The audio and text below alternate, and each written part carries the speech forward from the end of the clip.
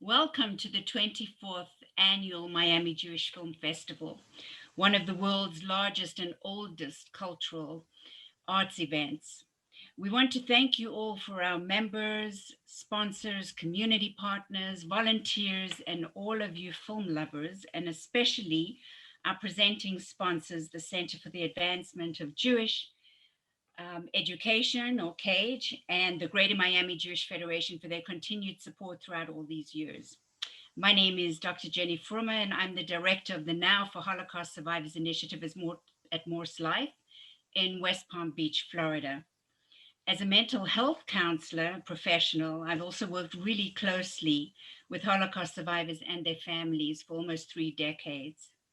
I'm so excited to be moderating a virtual conversation with director Sharon Ryba-Kahn.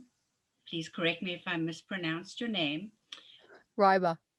Ryba Khan from the movie Displaced, which is premiering at this year's festival.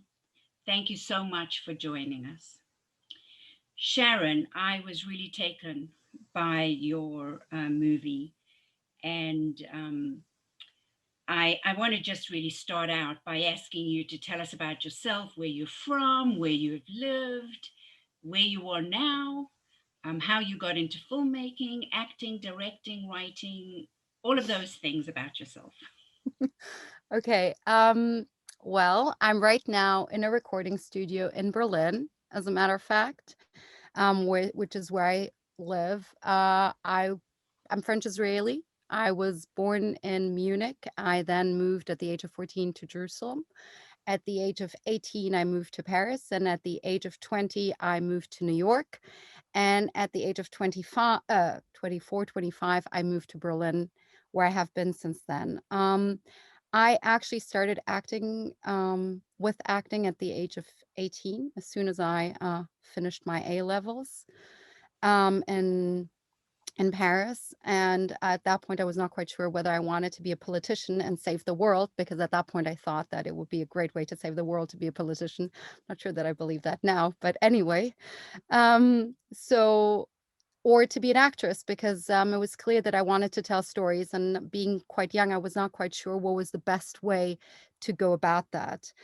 And the funny story is that hanging out in Parisian cafes, where I was watching people and loving to watch people, I met a director, an American French director, who said to me, "Well, darling, if you want to learn how to act, you got to go to the States. You cannot be in Paris."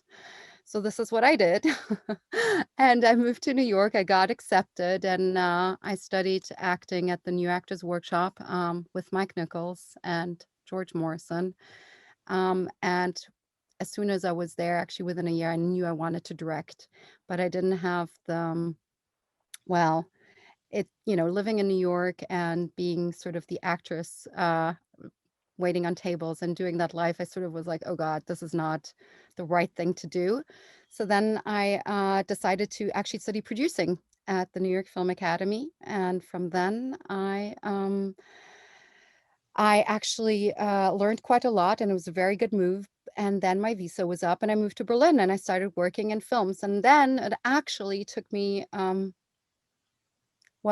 another 4 or 5 years to work on my first film. And because I didn't believe that I could be a director, I think that is very much related to being a woman, at this point. So I studied, went to university. I wanted to have a serious degree. I studied some more, and then I made my first film. Yeah, that's it in short. And then this place is actually my second feature-length documentary, but I graduated in September of last year at Babelsberg, but then I shot like 3 short films in the time. So yeah, this is where I'm at now. You You have it all. really, and I can't help, because I'm a trained therapist, of course, think parallel process in terms of all these different places that you've been, that you really talk with your father about in the movie. What sort of was your thinking about making such a personal movie? How did that come to you? It's so interesting. the question is really, what is personal to me? You know, is personal showing truly how you feel, or is personal sharing every detail of your life, which you wouldn't want to be seen? So I don't feel, if the second answer is personal, then I would say, no, I'm not sharing everything. If personal means being truthful about a process and in some ways sharing something that is intimate, well, then yes, I made a personal film, but I'm not sure it felt always that personal. It felt intimate at times. It felt like I was um and what I wanted to do with this film was the my relationship to Germany was was actually more important than my relationship to my father. It sounds strange to say, but it was really about understanding how the smaller history, as we called it in the editing room, was impacting on the bigger history and vice versa, clearly. Does that make sense? Yeah, and I think it actually, well, it certainly came through to me that when you said, and I don't remember your exact words, but I did make a note of them when you said you realized that you had to go back to where it happened, that you sort of had to go back and then engage with your friends and engage with other relatives to really sort of fully understand that. And it seemed to me that the one question was, from a personal, intimate, and very intense, I might add, perspective for the viewer was sort of, how did this happen, and how can we still be here living in Germany? Mhm. Um, I feel like living in Germany, and this is really interesting, which is why it's so sad that the festival can't is not taking place, and I don't know how it is for people in the US, because in a way, from being Jewish and in Germany, I feel like I have not this is not a scoop. Nothing that you see in the film is a scoop. It's just that I said it out loud. It's been said before by the second generation. It's like everywhere, also in Germany, by young German Jews. You express it everywhere. So this is so interesting. I really don't know how like this feels in the States and how the reception is going to be in the States. But from where I am, it was just it just had to be said out loud. It was just a taboo that was being, or something that we all felt, which was there all the time and just needed to be spoken that, yeah, that just needed to be said out loud. And that is very different in the US, I think. Yeah, from my experience, or what I see also comes out in terms of films. Yeah.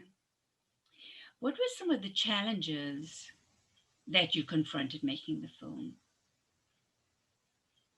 I think that the biggest challenge is actually, um, you know, how do you make something in Germany? How do you make something that isn't visible, right? I mean, that is the big question. In other words, how do I actually explain that I cannot get on any sort of train or tram without thinking about the Holocaust?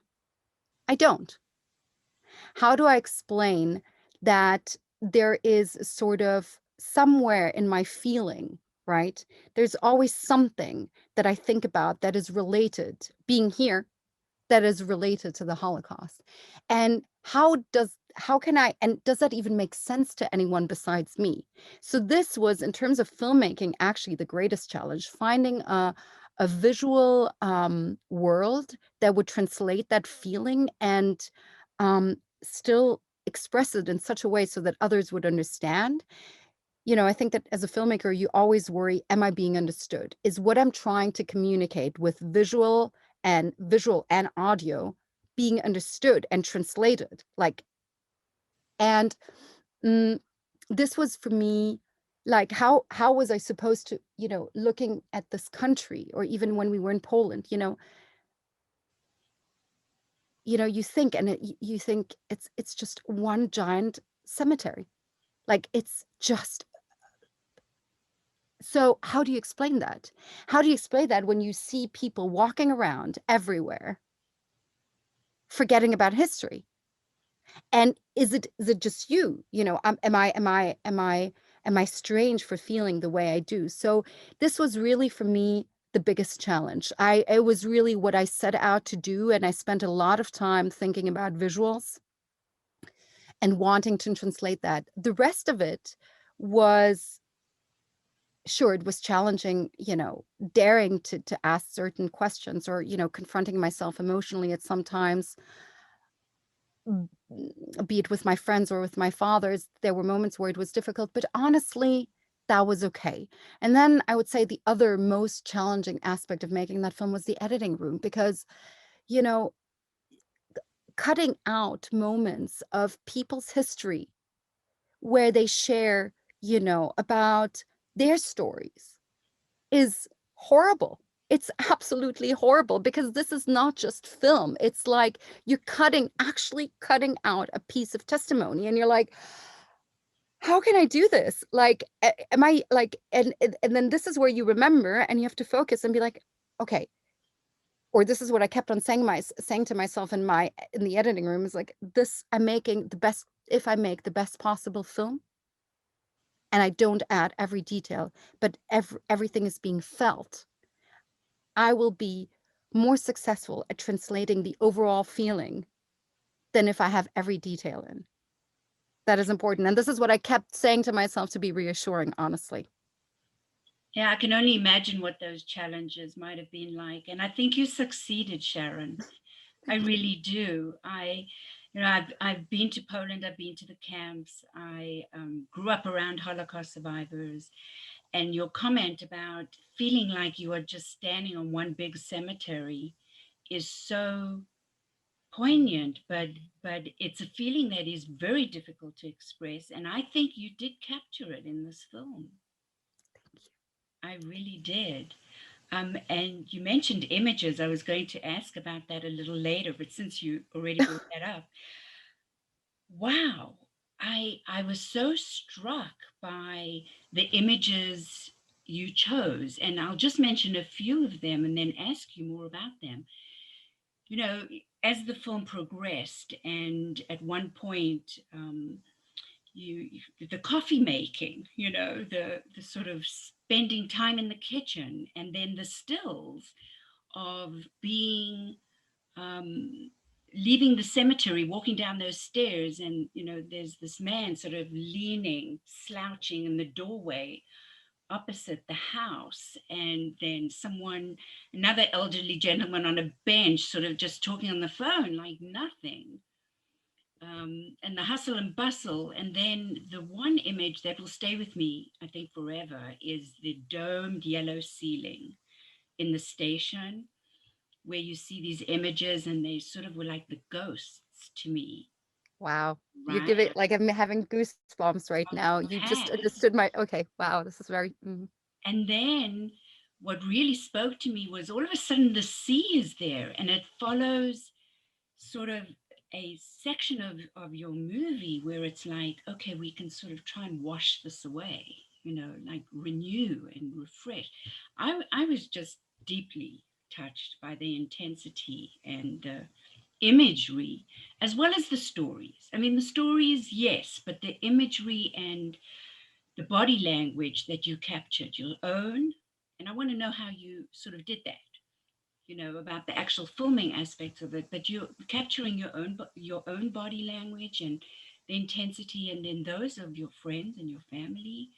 Um, it was remarkable. I think you really succeeded in demonstrating that feeling, that intimate feeling. So how thank did you sort of set it up? What was it like when you called or spoke to your friends and said, I want to come and talk with you about this? It was actually quite not very complicated at all, as a matter of fact. It was, they've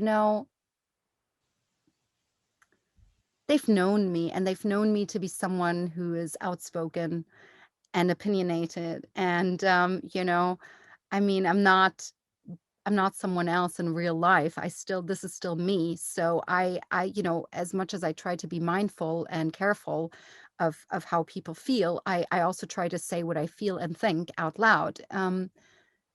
as I believe it's the only way to have an authentic dialogue. And this is actually really what I was trying to do. I was trying to look into, what am I afraid of? What is it that I'm afraid of saying? So when I said to my friends, I said, look, guys, I'm Jewish. We've talked about the Holocaust as if it had nothing to do with us for now, forever, since we've known each other. So I'm making a film and I'm going to ask you to be a part of it because I think it's time to say something. Like, let's talk about it. And it was very interesting because in the scene with my friends, where it's the four of them, I felt, you know,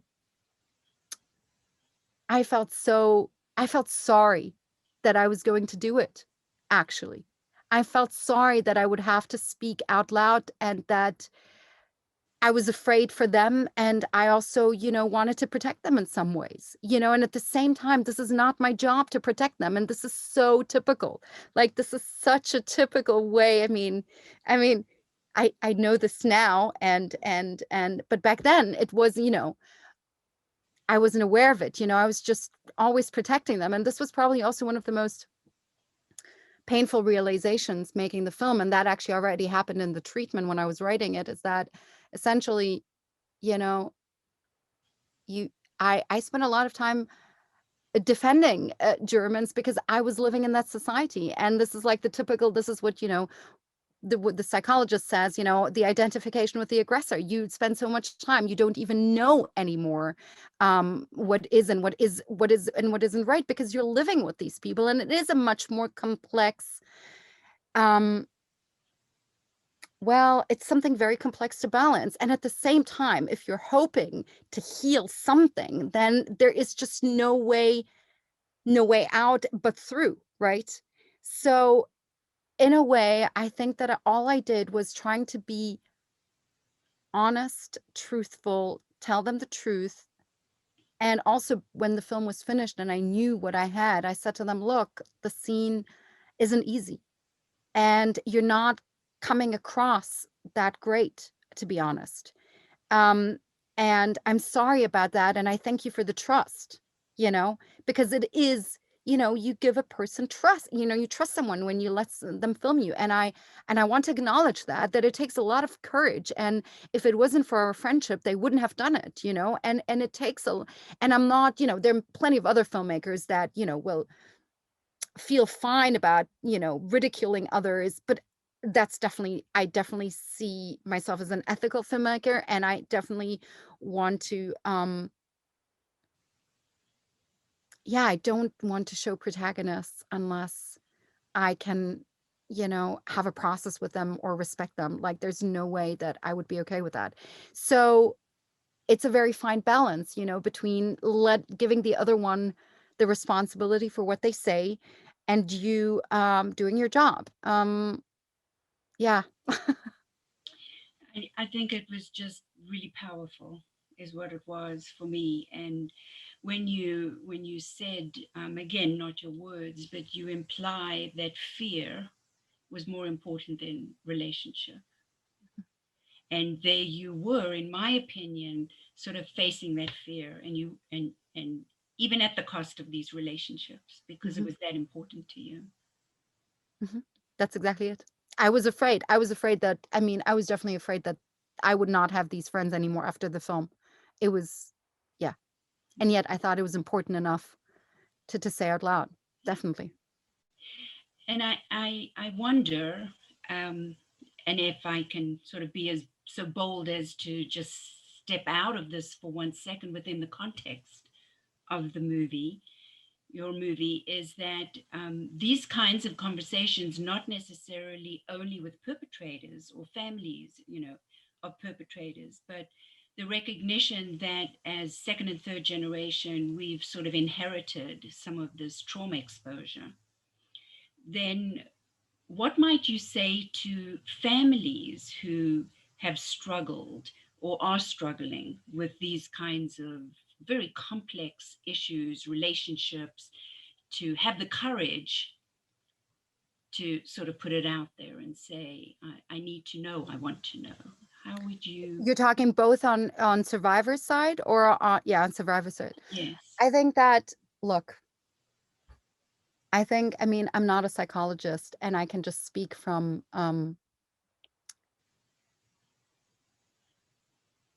I think second generation had it much, much harder than third generation. And I cannot, I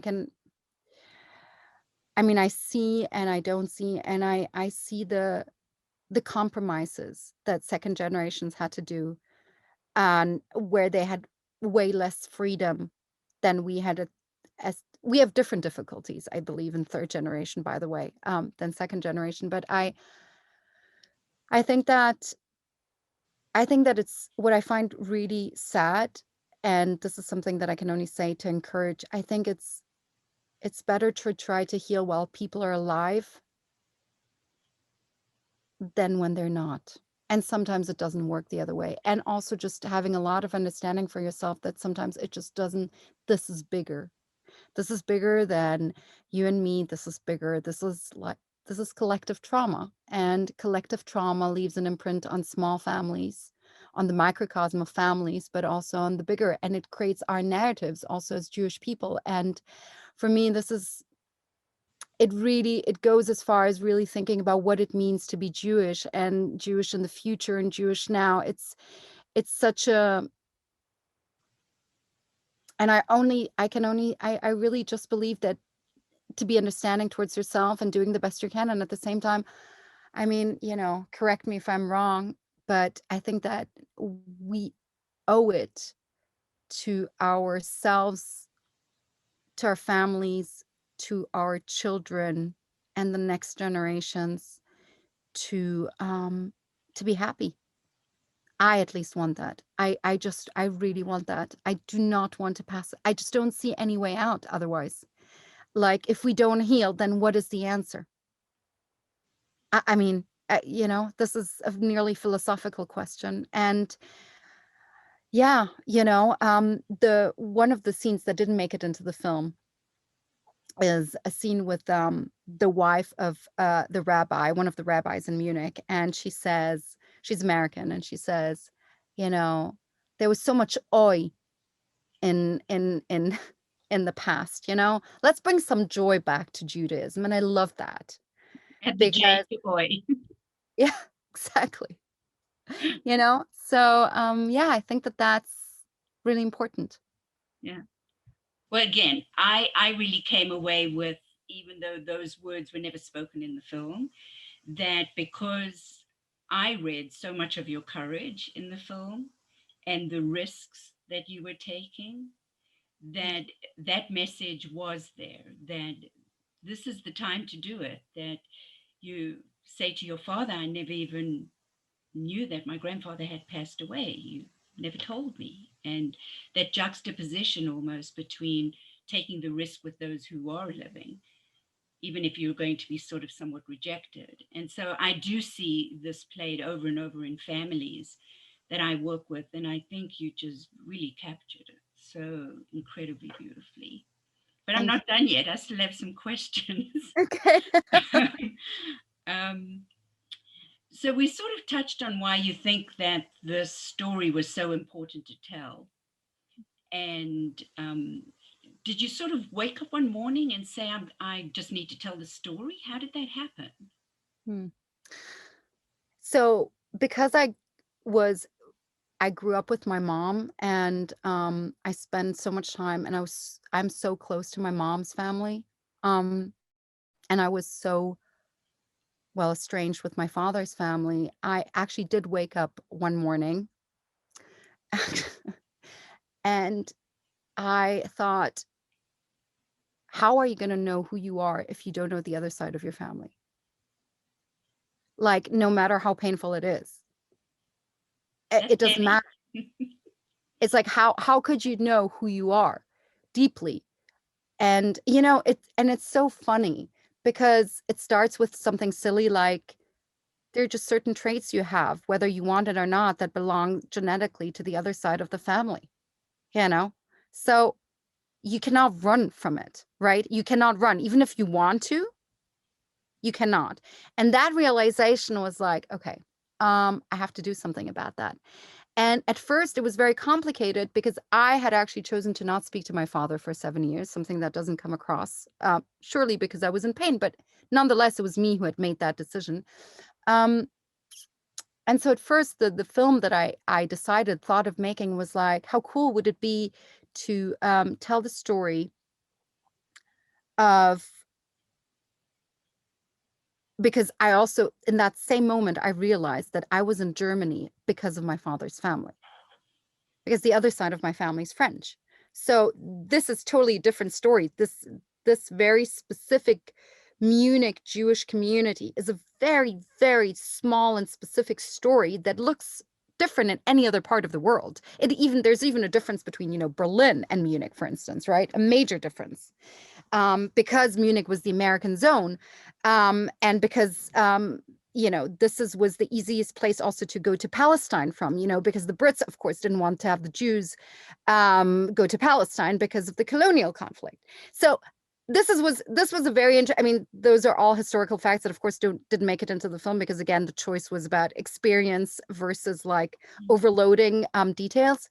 But I think they are sometimes important to just understand. So for me, it was also about understanding, okay, so I'm actually in Germany, in that place that I really don't like, even though I'm here. This was also something embarrassing for me in a way. So how can you not like a place and still live there?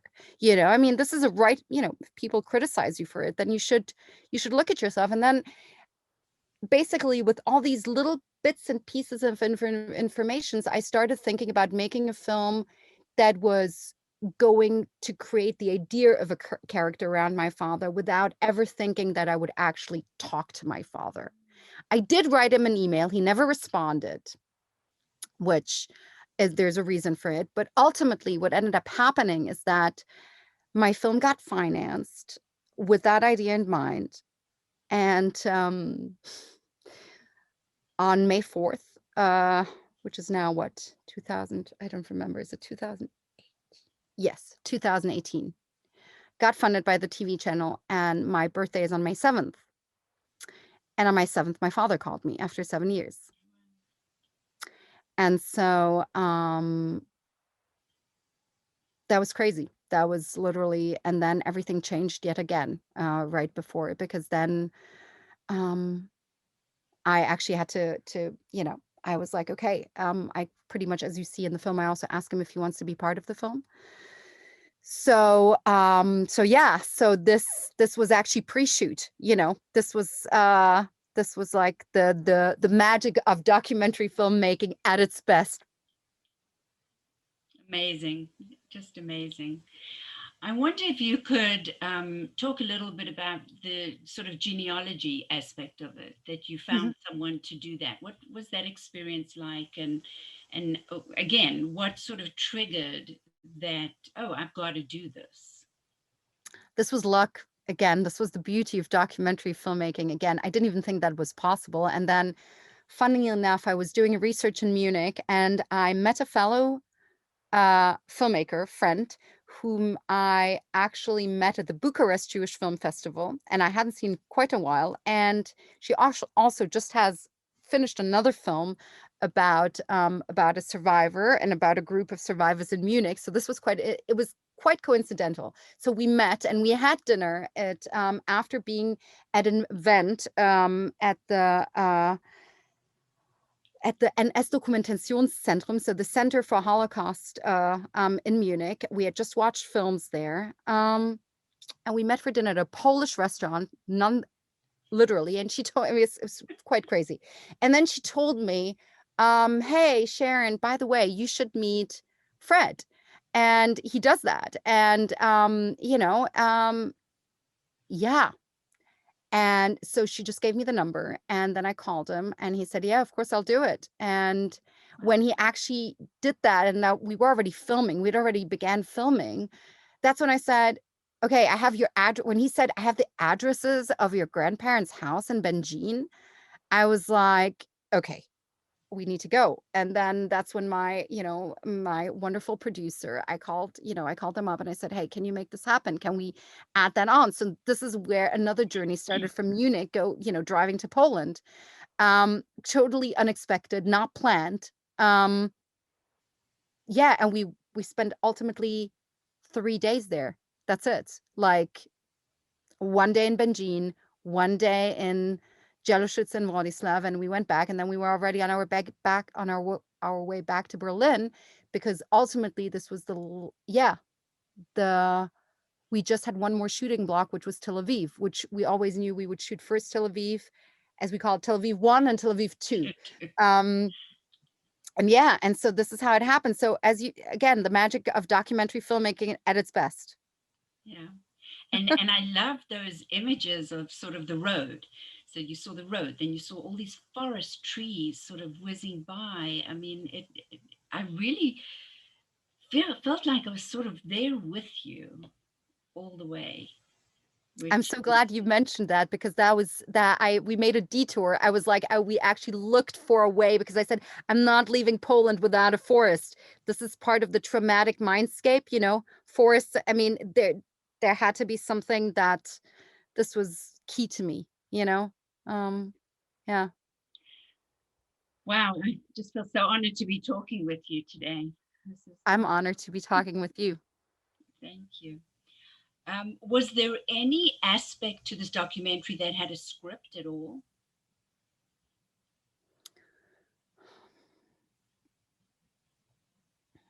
In other words, what it mean, scripted as in like textually, Yes. really like screenplay or treatment? Um, well, I'm not a filmmaker, so that's a very good question because I don't know the answer. It's Both. not scripted. It's Okay. not scripted, but you do write a treatment. Hmm. So in the treatment, you think about the scenes that you want to do and you want to shoot. Mm, you think about the locations. So many of them, of course, are in the film, and many of them didn't make it. Were shot, but didn't make it in the final cut of the film. But it was clear to me that I wanted to shoot at the synagogue where my grandfather was a cantor in Munich. So this was key. And so we shot there, and we spent actually 2 days shooting there, which was really, really important to me. It was obvious. Let me think. Poland was improvised. The protagonists, you could say, the protagonists were pretty much clear. So this was the most I wouldn't say scripted, but it was clear that I would shoot with them. And what was interesting, it was also clear that I had a lot of protagonists, which is quite a challenge actually in the editing room, because you need to find your own rhythm in order to how do you introduce someone. Is it important to call them by their names? What do you need to know about them? And so this was actually quite a challenge, to accept that there was going to be only one. It was going to be me leading through the film, and there was only one recurring character, who's my father, essentially. But other than that, it would be everybody appearing just once, and that's it. Yeah.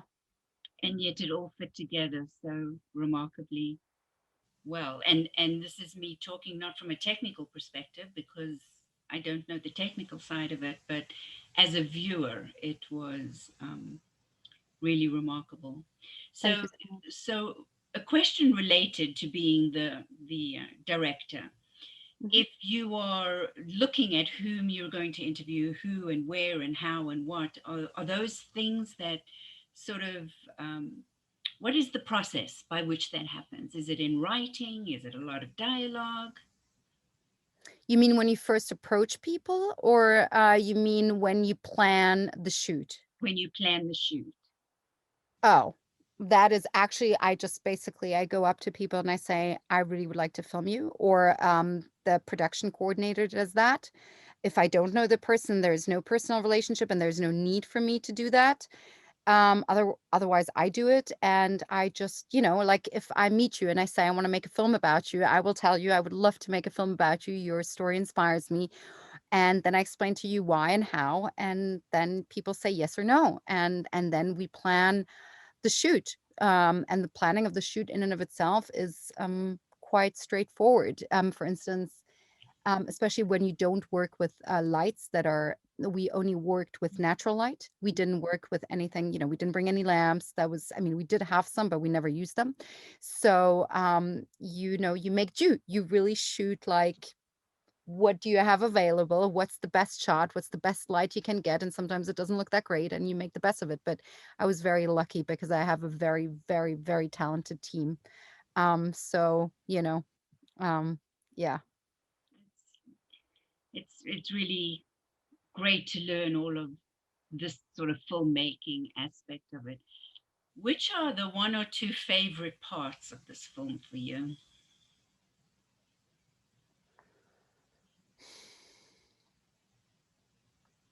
Wow. That is a question I was not expecting.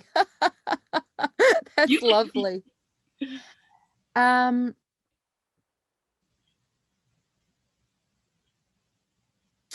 I'm going to say something that's going to sound, no, yeah, I think the end. The end. Um, the end is where I dare, for me to confront and to say what I feel and think. And where I break the fourth wall in a filmic way, I think. Um, and yeah, I think that this is something that was key for me because as a filmmaker, I think that I really want to make people think and feel. And especially with a topic like that, and that's been actually terrible with Corona, I must say. But you don't want people to hide away behind the screen. You want them to be engaged, and you want, when you're in a cinema, you can hear the other person breathe. You can hear them laugh, and you have all that incredible stuff that happens when you're in a cinema where you get affected. You get affected when people feel bad. And especially, I think that there are moments where the film is so heavy, it just, and I never experienced that in a full cinema. So I will still, but so that, and I am so, so grateful that my grandfather made it in the film. Um, I think that he would I think that it's really good that he is in the film, and I think that he would be really happy, even though I wasn't close to him, but I think that he would be proud. I can feel it, like, it's my intuition that tells me that. And also, I mean, I couldn't believe this is true, I forget that, but I couldn't believe when I saw the writing on his, I mean, that the fact that Ryba was still written above the store, that it was still there. I mean, this is a place that I spent so much time at as a child, and this was like, I just couldn't believe that this existed. Again, the magic of documentary filming, it just happened there. So this is another moment which was very, very, very special. And of course, and yes, the orange wall of the subway, when I saw that when we filmed, I just knew, I knew that this was this is what it felt like and looked like. And when I hear you speak about the film, it's even more satisfying for me because I hear that it worked, you know? Like I hear you've picked up on my what I will what we would call, traumatic visual landscape that I've put in the film and my filmic language, and the fact that it worked is such a gift to me, you know? So it's satisfying as a filmmaker, but it's satisfying also as the granddaughter. It's satisfying in every way, and it makes me very happy. Like it gives me the feeling I've done a good job, and that's really what it's about, right? Knowing that you moved people to feel, because one of the things, I'm sure I mean, I don't know how you feel about it. I'd love to hear it, is that when you talk about the Shoah, it's so difficult to actually have people connect, really connect, and not disconnect. And while disconnect can often be such a protective mechanism, it's also so important to not to connect again and actually really try as hard as it is. And that's sort of the job, right? So, you know, I, this is the thing that we all struggle with. I have to be honest, I mean, how do you explain the murder of 6 million Jews? It's not something you want to visualize, and you do not. I mean, it was also very clear to me, by the way, that there was going to be no images of the camps in my film. There was no way ever. And there was going to be no black and white, because at this point, it feels like oftentimes to me that this is sort of a perfect way to disconnect again. And I don't want more disconnect. I want there to be a connection. I want us to feel and understand, because it does something to us. And to keep that alive, in the most respectful and humble way as we can, of course. But yeah. Yeah. Wow.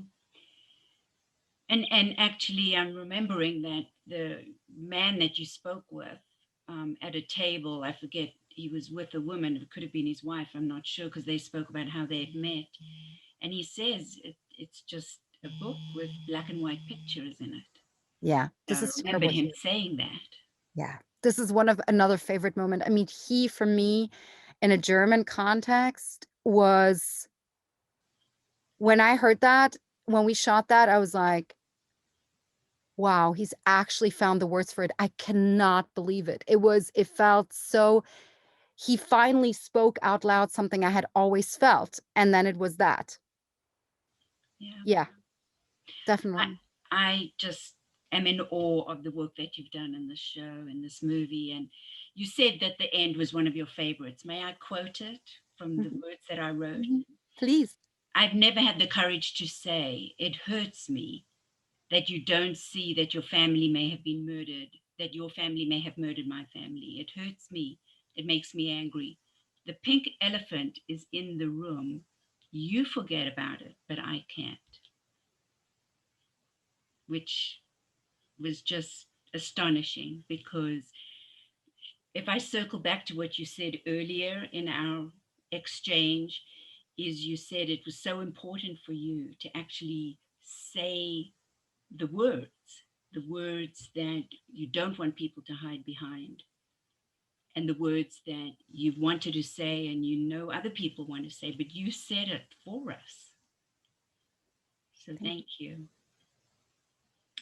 Is there anything that I haven't asked you that you would like for me to ask? It's usually a question I ask. You see?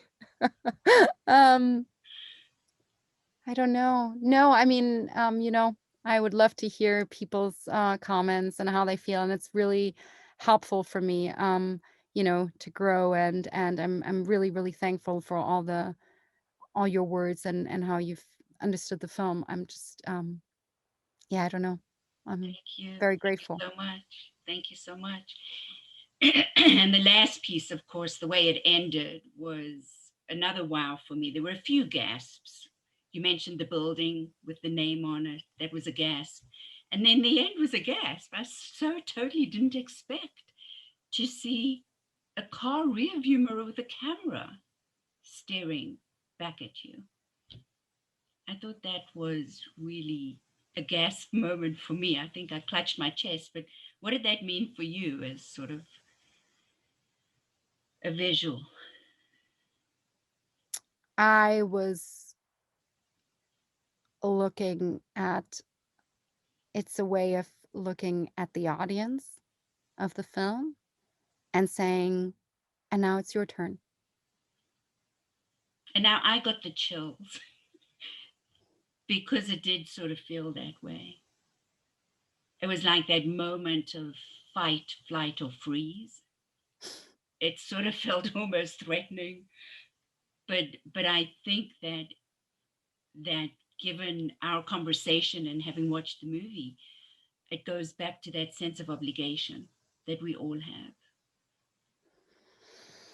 Yeah, but it's also not, I just, it's so funny. I actually,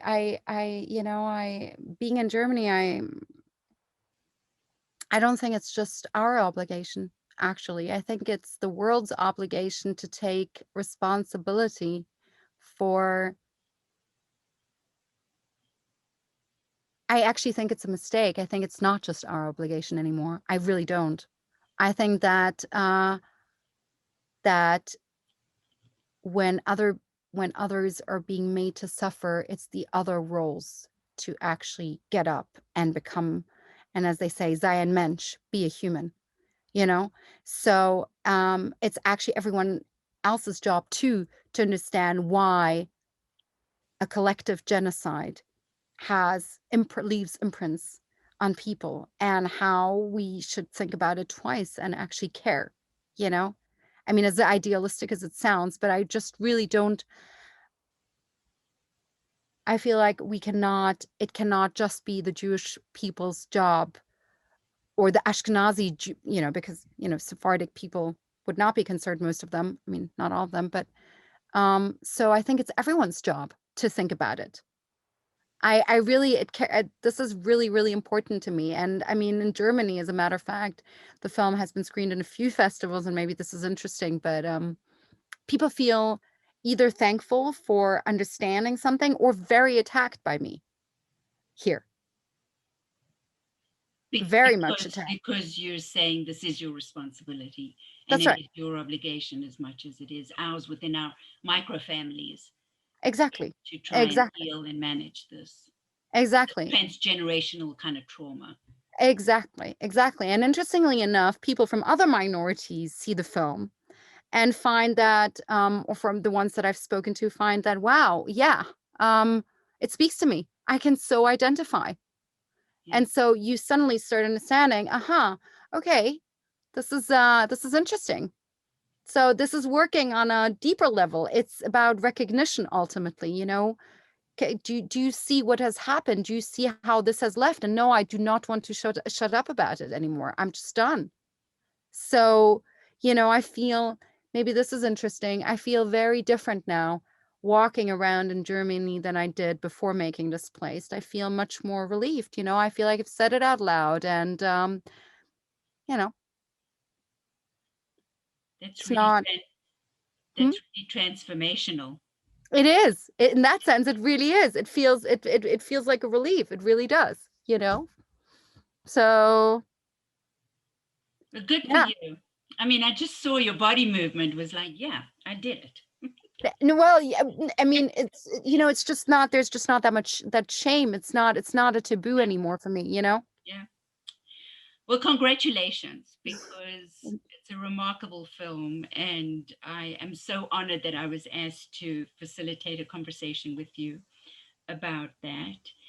And I really want to thank you so much, Sharon, uh, from Displaced, the movie of Displaced. And once again, thank you to all of our members, our sponsors, community partners, volunteers, all of you film lovers, and especially our presenting sponsors, the Center for the Advancement of Jewish Education, CAGE, and the Greater Miami Jewish Federation for their continued support throughout these years. And mostly, we want to thank our audience for participating in the 24th annual Miami Jewish Film Festival.